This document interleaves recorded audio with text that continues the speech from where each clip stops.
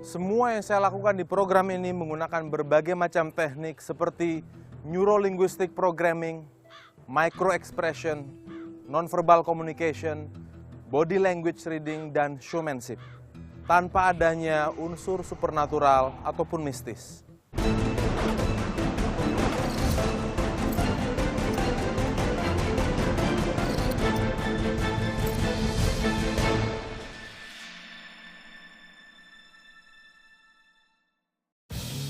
G. Pamungkas. G. Pamungkas mulai terkenal setelah menjadi juara di ajang pencarian bakat stand-up komedi pada salah satu televisi swasta di tahun 2012. Alumni dari Universitas Parahyangan Bandung ini memiliki julukan sebagai komik 1000 suara. Karena mampu menirukan berbagai macam suara dengan berbagai ekspresi. G mengakui pertama kali terjun ke dunia stand-up komedi karena dipaksa oleh teman-temannya. Seiring berjalannya waktu, bagi G. Pamungkas, membuat orang lain tertawa merupakan kepuasan untuk dirinya sendiri.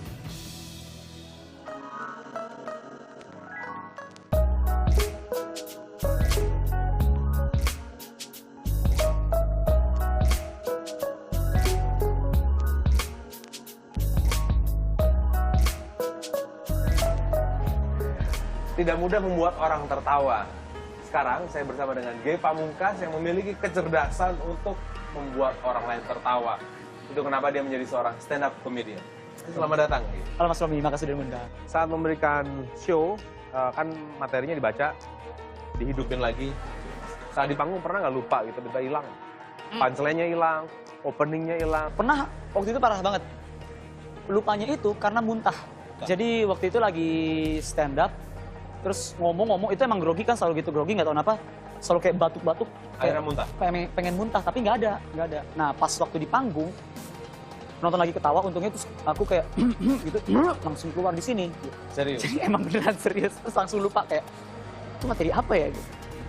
Nah tadi menunjukkan bagaimana emosi negatif bisa mengontrol fisiknya kita.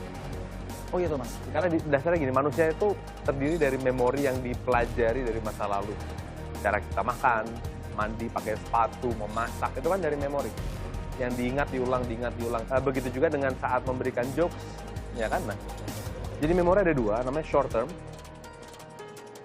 belum permanen. Yang berikutnya namanya long term memory. Nah, orang kalau bohong, itu maksudnya ke short term memory. Misalnya nih, ngakunya ke kantor, padahal lagi nonton sama gebetannya, ya kan? Nah, itu masuknya ke short term memory. Kalau ditanya sama pasangannya, hari sekian, tanggal sekian, bulan sekian, kamu kemana? Karena masuknya ke short term memory, orang itu akan mencari dulu, aduh kemana ya? Waktu itu bilang apa ya?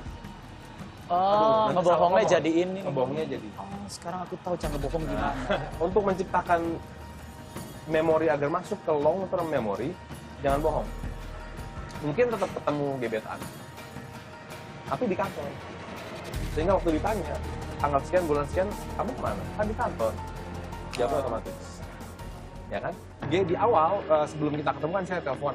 Tolong tulis sebuah memori negatif yang berhubungan sama masa lalu, disegel di amplop, jangan sampai ada orang lain yang tahu apa yang ditulis. Udah ditulis?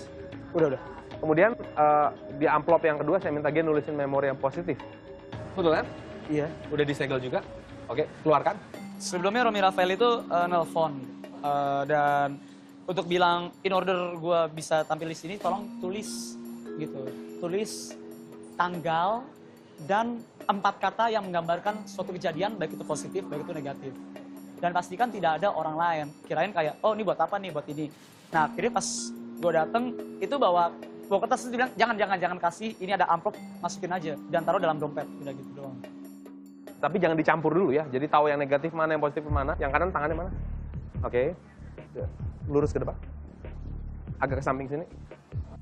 Memori yang positif ditaruh di atas tangannya sini.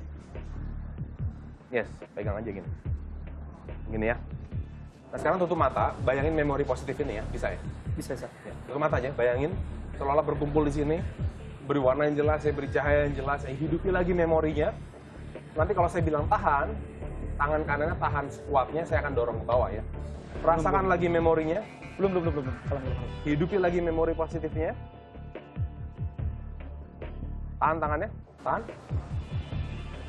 Bagus. Anda dapat lihat? Tahan, tahan. Tahan tangannya, tahan, tahan. Rasakan memori positifnya. Bagus, tahan. Oke. Sekarang buka mata. Oke.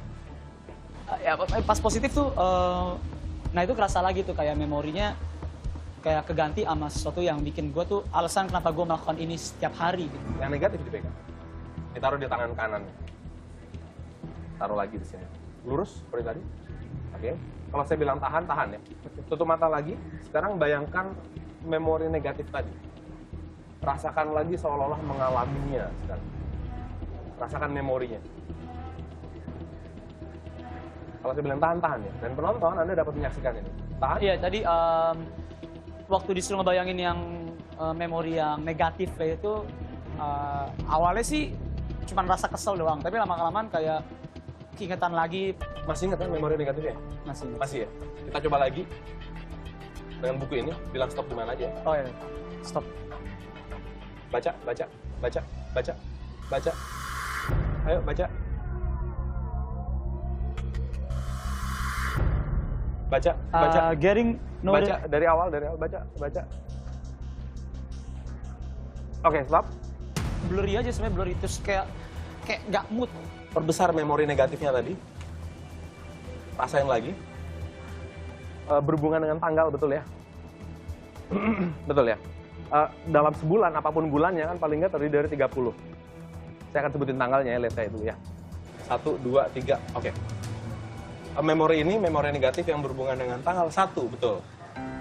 Iya. Tadi waktu saya sebutin 1, emosinya lebih negatif dari sebelumnya. Fokus ke bulannya, sekarang bulan Juni.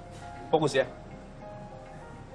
Februari, Maret, April, Mei, Juni. Februari, Maret, April, Mei, Mei. 1 Mei, betul? Iya. Kejadiannya 1 Mei ya. Karena waktu saya sebutkan bulan-bulan, emosinya berubah di saat mendengar Mei. Berarti memori negatif ini terjadi 1 Mei, Iya. 2014. Betul ya? Fokusin memorinya lagi.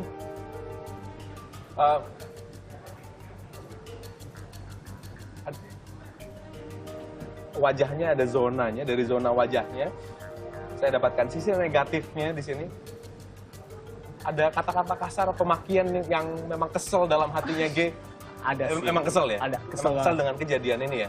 Nah, ini berhubungan dengan job juga ya berarti ya? Iya. Stand up job ya? Yang dari pihak penyelenggara tidak sesuai dengan yang diharapkan G berarti ya? Iya. Show-nya tidak nyaman dan terjadi 1 Mei 2014 ya, betul ya? Iya. Oke, ambil nafas. Buang mulut. Bagus. Tutup mata dulu sebentar.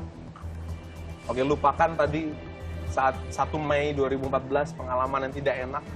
Lupakan itu, diganti dengan memori yang membuat, yang positif. Yang sudah ditulis di amplop.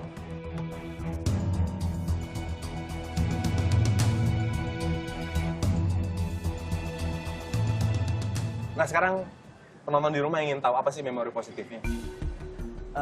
Stand up pertama kali ditonton orang banyak. Oke, dengarkan tepuk tangan mereka, lihat lampu panggungnya, lihat mereka tertawa. Lihat bagaimana hanya dengan beberapa kata-kata G mampu merubah hidupnya orang lain, memindahkan orang itu ke dunianya G, membuat mereka lupa akan masalah mereka, hutang mereka, problema romantika mereka, dan itu adalah sebuah achievement yang luar biasa. Rasakan kebanggaan itu ya. Sudah? Sudah. Oke, buka mata sekarang. Bilang stop di mana aja. Stop. Baca. Keep away from stories. If so, then I is in your joke you have. Oh, iya. Have to a lot of stand up. Nggak ada masalah? Nggak ada. Nggak ada masalah? Nggak ada. Oke. Makasih udah bermain dengan saya gitu. Loh, itu nggak dijelasin kenapa, Mas? Sekarang saya jelaskan. Nah, iya. Kesimpulan dari eksperimen saya kali ini yaitu seberapa besar pengaruh dari pikiran negatif terhadap kinerja tubuh kita. Di eksperimen pertama, saya meminta G untuk meletakkan amplop yang berisi memori negatif. Kemudian, saya meminta G untuk mengingat memori tersebut. Hasilnya, saya dapat dengan mudah menggerakkan tangannya. Karena pikiran negatif yang ada di otak kita secara tidak langsung dapat mengurangi energi yang ada di tubuh kita. Dan ketika saya meminta G untuk membaca buku, ia pun seketika tidak mampu membaca tulisan yang ada di dalam buku tersebut. Untuk Anda yang menyaksikan ini, gunakan imajinasi Anda. pikiran kita hidup melalui memori-memori kita. Sebagian besar berasal dari masa lalu. Untuk bisa maju melangkah ke masa depan, apapun yang terjadi di masa lalu yang negatif, tentunya kita harus bisa memaafkan. Karena cuma ada dua hukumnya, harus ikhlas dan memaafkan. Tadi nemu pesan yang bagus sih. Alasan kenapa gue itu kayak gitu, pikiran negatifnya masih lurking, karena gue belum memaafkan diri sendiri. Yang ada harusnya berdamai. Terima kasih ya Mas Romi.